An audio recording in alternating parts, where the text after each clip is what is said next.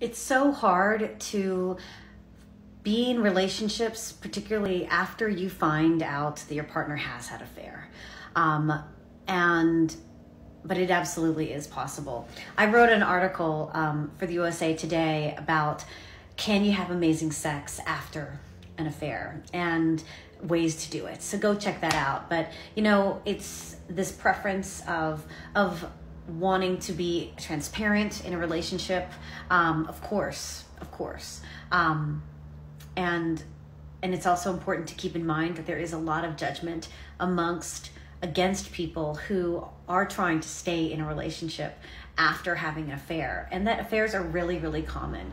But it also makes sense because of sentiments like this, of where, of course, you'd rather not be perceiving it as toxic when someone is having an affair, and that makes sense. It makes sense, and preferring to be alone to do that. There's movements around the world where so many women, I saw one in South Korea, I forget what it's called, but are choosing to be single instead because of all of these things. And it makes sense.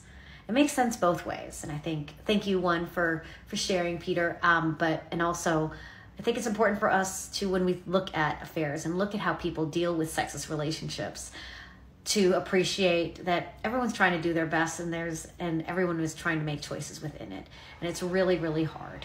So having compassion for yourself, having compassion for others as they're trying to navigate how to navigate intimacy in the relationships they're in or in the relationships they're pursuing.